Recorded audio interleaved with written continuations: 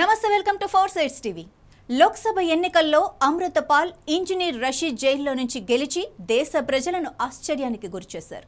జమ్మూ కశ్మీర్లోని బారాముల్లాకు చెందిన ఇంజనీర్ రషీద్ పంజాబ్లోని కదూర్ సాహిబ్కు చెందిన అమృత్పాల్ సింగ్లకు వ్యతిరేకంగా జాతీయ దర్యాప్తు సంస్థ అనేక తీవ్ర నేరాలు మోపటంతో జైల్లో ఉన్నారు.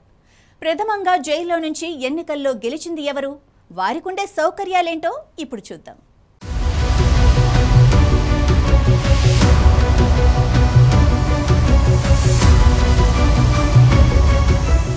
అమృత్పాల్ సింగ్ మార్చి 2023 నుండి జాతీయ భద్రతా చట్టం కింద అస్సాంలోని డిబ్రూగఢ్లో జైలులో ఉన్నారు.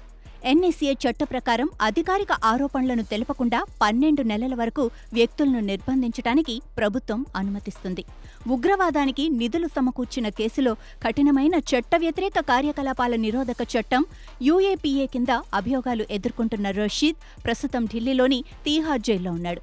మాజీ ఎమ్మెల్యే అయిన ఆయన అవామీ ఇత్తెహాద్ పార్టీ టికెట్పై ఎన్నికల్లో పోటీ చేశారు. వీరిద్దరి ఎన్నికల విజయం అంటే ఇప్పుడు జైలులో ఉన్నప్పటికీ పార్లమెంటేరియన్లుగా రాజ్యాంగబద్ధమైన హక్కు కలిగి ఉన్నారు. పార్లమెంటేరియన్లుగా ప్రమాణం చేయటం మొదటి అడుగు కాగా రాజ్యాంగంలో ఇది స్పష్టంగా పేర్కొనబడనప్పటికీ జైలులో ఉన్న చట్టసభ సభ్యులు ప్రమాణం చేయటానికి తాత్కాలిక పెరోల్ మంజూరు చేయబడిన సందర్భాలు గతంలో ఉన్నాయి. మనీ లాండరింగ్ ఆరోపణలపై తీహార్లో జైలు శిక్ష అనుభవించిన ఆమ్ ఆద్మీ పార్టీ నాయకుడు సంజయ్ సింగ్ రెండోసారి రాజ్యసభ ఎంపీగా ప్రమాణం చేసేందుకు కోర్టు అనుమతిని మంజూరు చేసింది. ఆయనకు తగిన భద్రతతో పార్లమెంటుకు తీసుకువెళ్లి తిరిగి జైలుకు తీసుకొచ్చేలా చూడాలని ట్రయల్ కోర్టు జైలు సూపరింటెండెంట్ను ఆదేశించింది. 2021లో అస్సాంలోని సిబ్సాగర్ నుండి అఖిల్ గొగోయ్ గెలిచిన తర్వాత అస్సాం శాసనసభ సభ్యునిగా ప్రమాణం చేయటానికి ఆయన్ను తాత్కాలికంగా జైలు నుండి శాసనసభకు వెళ్లటానికి ఎన్ఐఏ కోర్టు అనుమతించింది. ప్రప్రథమంగా జైలు నుండి ఎన్నికలలో విజయం సాధించిన వారిలో ట్రేడ్ యూనియన్ నాయకుడు జార్జ్ ఫెర్నాండెస్ ఉన్నారు. 1977లో ఎమర్జెన్సీ సమయంలో జైలులో ఉన్నప్పుడు ముజఫర్పూర్ స్థానం నుండి జార్జ్ ఫెర్నాండెస్ ఎన్నికయ్యారు. ప్రమాణ స్వీకారానికి ముందే జైలు నుంచి విడుదలయ్యారు. ప్రమాణ స్వీకారానికి అనుమతించటం అంటే బెయిల్పై విడుదల కావటం కాదు. ఇది ఒక రోజు ప్రత్యేక పెరోల్తో సమానం.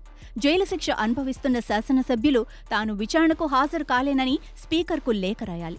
రాజ్యాంగంలోని ఆర్టికల్ 101(4) ప్రకారం అనుమతి లేకుండా అన్ని సమావేశాలకు 60 రోజులకు పైగా ఎంపీ గైర్హాజరైతే ఆ సీటు ఖాళీగా ప్రకటించబడుతుందని చట్టం చెబుతోంది.